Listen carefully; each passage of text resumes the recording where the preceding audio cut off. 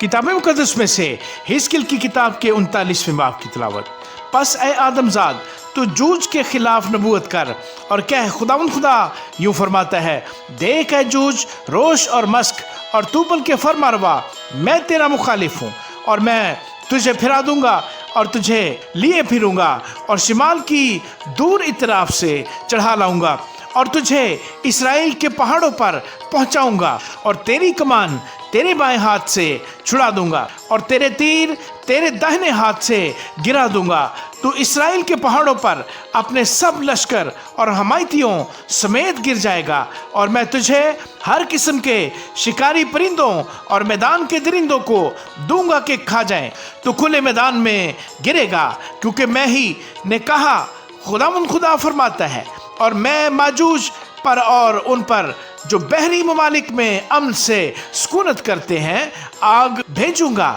اور وہ جانیں گے کہ میں خداوند ہوں، اور میں اپنے مقدس نام کو اپنی امت اسرائیل میں ظاہر کروں گا، اور پھر اپنے مقدس نام کی بے حرمتی نہ ہونے دوں گا، اور قومیں جانیں گی کہ میں خداوند اسرائیل کا قدوس ہوں۔ دیکھو، وہ پہنچا اور وقوع میں آیا۔ خداوند خدا فرماتا ہے، یہ وہی دن ہے جس کی بابت میں نے فرمایا تھا۔ تب اسرائیل کے شہروں کے بسنے والے نکلیں گے اور آگ لگا کر ہتھیاروں کو جلائیں گے، یعنی سپروں اور پھریوں کو، کمانوں اور تیروں کو، اور بھالوں اور برچھیوں کو، اور وہ 7 برس تک ان کو جلاتے رہیں گے، یہاں تک کہ وہ نہ میدان سے لکڑی لائیں گے اور نہ جنگلوں سے کاٹیں گے، کیونکہ وہ ہتھیار ہی جلائیں گے، اور وہ اپنے لوٹنے والوں کو لوٹیں گے اور اپنے غارت کرنے والوں کو غارت کریں گے، خداوند خدا فرماتا ہے۔ اور اسی دن یوں ہوگا کہ میں وہاں اسرائیل میں جوج کو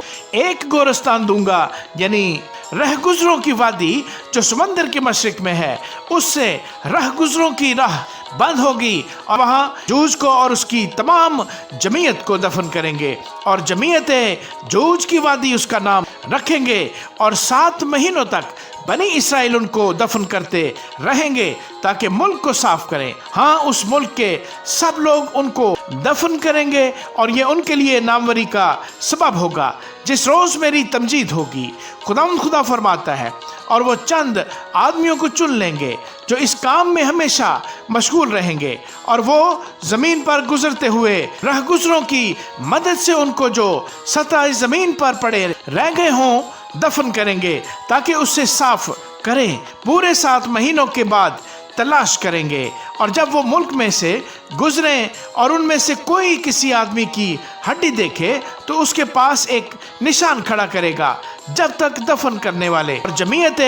جوج کی وادی میں اسے دفن نہ کریں، اور شہر بھی جمعیت کہلائے گا۔ یوں وہ زمین کو پاک کریں گے۔ اور اے آدم زاد، خداوند خدا فرماتا ہے، ہر قسم کے پرندے اور میدان کے ہر ایک جانور سے کہہ، جمع ہو کر آؤ میرے اس ذبیحہ پر جسے میں تمہارے لیے ذبح کرتا ہوں۔ ہاں، اسرائیل کے پہاڑوں پر ایک بڑے ذبیحہ پر ہر طرف سے جمع ہو، تاکہ تم گوشت کھاؤ اور خون پیو۔ تم بہادروں کا گوشت کھاؤ گے اور زمین کے عمرہ کا خون پیو گے۔ ہاں، مینڈھوں، بروں، بکروں اور بیلوں کا، وہ سب کے سب بسن کے فرما ہیں۔ اور تم میرے ذبیحہ کی جسے میں نے تمہارے لیے ذبح کیا، یہاں تک چربی کھاؤ گے کہ سیر ہو جاؤ گے، اور اتنا خون پیو گے کہ مست ہو جاؤ گے، اور تم میرے دسترخوان پر گھوڑوں اور سواروں سے اور بہادروں اور تمام جنگی مردوں سے سیر ہوگے،